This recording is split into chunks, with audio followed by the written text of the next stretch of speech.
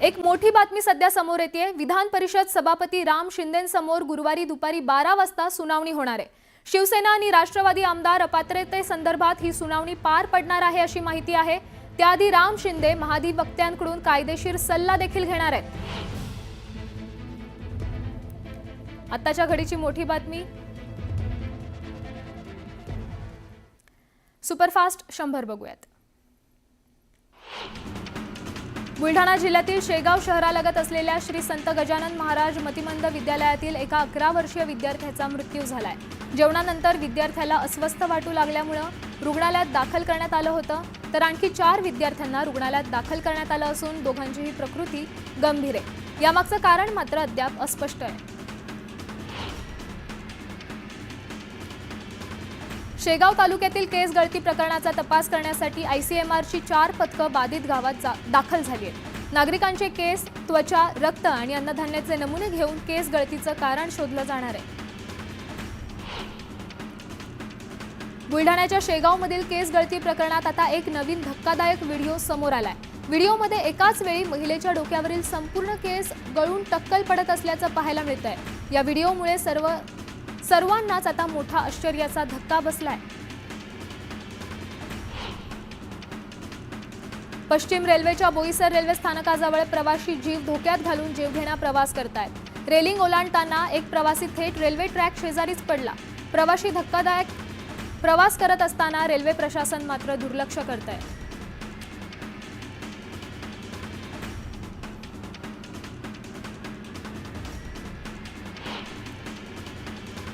पुण्यातील वाहतूक कोंडीवरून शरद पवार गटाच्या माजी खासदार वंदना चव्हाणांनी प्रशासनाला धारेवर धरलं। पुण्यातल्या खऱ्या प्रश्नांकडे लक्ष द्यायला कुणाकडेही वेळ नाही अशी टीका त्यांनी केली आहे। पुणेकरांनी आता आवाज उठवण्याची वेळ आली आहे असंही त्या म्हणाल्या। महापौर निवासस्थानातील बाळासाहेब ठाकरे आंतरराष्ट्रीय स्मारकाच्या पहिल्या टप्प्याचं काम यशस्वीरित्या पूर्ण झालंय। या टप्प्यात महापौर निवासस्थान इमारतीच्या सांस्कृतिक ठेव्याचं जतन करून त्यांचं संग्रहालयात रूपांतरित करण्यात आलं आहे। पुण्यात वाहन चालकांना वाहतुकीचे नियम समजवण्यासाठी वाहतूक पोलिसांनी अनोख्या पद्धतीने प्रयत्न केलाय। आकर्षक फोटो आणि ग्राफिक्सच्या माध्यमातून नागरिकांना आवाहन करण्यात आलंय। छत्रपती संभाजीनगरच्या वैजापूर येथे अंगणात खेळणाऱ्या 4 वर्षांच्या श्रुती या चिमुकलीवर बिबट्यानं झडप घातली। यावेळी तिथे उपस्थित असलेल्या श्रुतीच्या गर्भवती काकूनं आरडाओरडा करत बिबट्याच्या मागे धाव घेतली। यावेळी आवाज ऐकून भेदरलेल्या बिबट्यानं तिथून पळ ठोकला, त्यामुळे चिमुकलीचा जीव वाचला।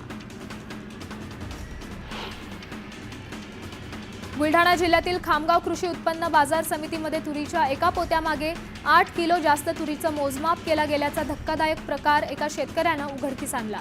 कृषी उत्पन्न बाजार समितीत शेतकऱ्यांच्या तुरीवर डल्ला मारला जात होता। ही बाब उघडकीस येतात शेतकऱ्यांमध्ये एकच खळबळ माजली। 7 दिवसांपासून बंद असलेली अकोला कृषी उत्पन्न बाजार समिती उद्यापासून पुन्हा सुरू होणार आहे, त्यामुळे जिल्ह्यातील शेतकऱ्यांना दिलासा मिळालाय। हमालीच्या दरवाढीवर तोडगा निघाल्यामुळे बाजार समिती सुरू करण्यात आली आहे। चंद्रपूर जिल्ह्यातील बल्लारपूर कारवा मार्गावर वाघाचं दर्शन झालं। पहाटे या मार्गावरून जाणाऱ्या नागरिकांना वाघ दिसला। रस्त्यावरून ऐटीत मार्गक्रमण करणाऱ्या वाघाचा व्हिडिओ सध्या व्हायरल होतोय। धाराशिव टिपेश्वरच्या जंगलातून धाराशिवमध्ये आलेल्या T22 या वाघाला पकडण्यात मोहिमेला सुरुवात करण्यात आली आहे। यवतमाळच्या पथकानं जंगलात जाऊन शोध मोहिमेला सुरुवात केली। रत्नागिरी जिल्ह्यातील सर्वात मोठ्या नद्यांपैकी एक नदी असलेल्या खेड तालुक्यातील जगबुडी नदीला कचऱ्यामुळे आणि प्रदूषणामुळे अक्षरशः नाल्याचं स्वरूप आलंय, त्यामुळे नदीतील मगरीच्या मृत्यूंचं प्रमाणही वाढलंय।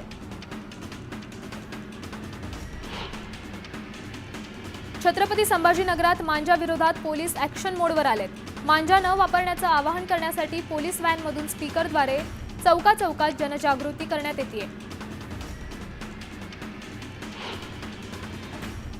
डॉलरचा दर वधारल्यामुळे त्याचा थेट परिणाम जळगावच्या सुवर्णनगरीत पाहायला मिळतोय। सोन्याच्या दरात 1100 रुपयांनी वाढ झाली आहे, तर चांदी ही 2000 महागली आहे।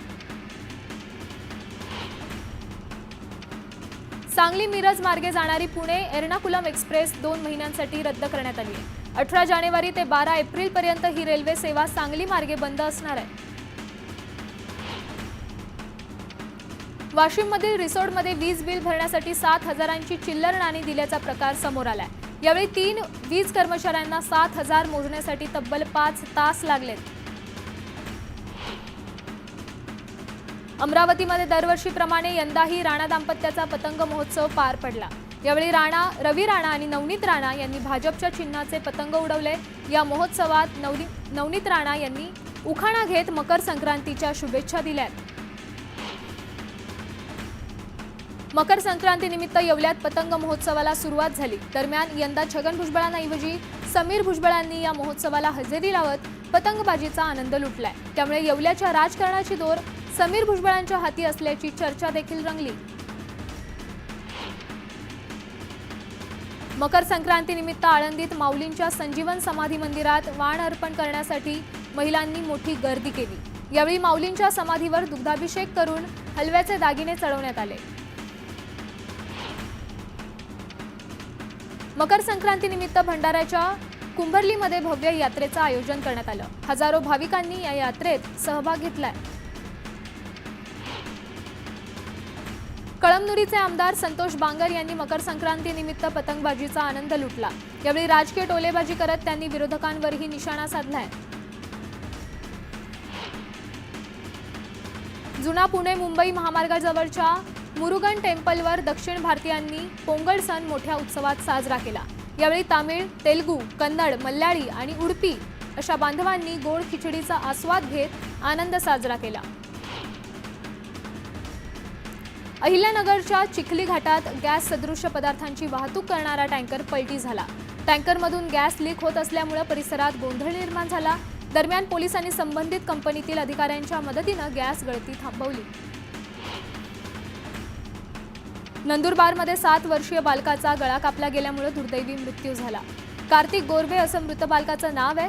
आजोबासोबत दुचाकीवरून जात असताना पतंगांच्या मांजामुळे कार्तिकचा गळा कापला गेला. जळगावच्या चाळीसगाव तालुक्यातील पिंपळगावात शेतातील वीज कुंपणाचा स्पर्श झाल्यामुळे युवकाचा मृत्यू झालाय. अर्जुन माने असं मृत युवकाचं नाव आहे. जंगली प्राण्यांपासून संरक्षणासाठी शेताभोवती हे कुंपण लावण्यात आलं होतं.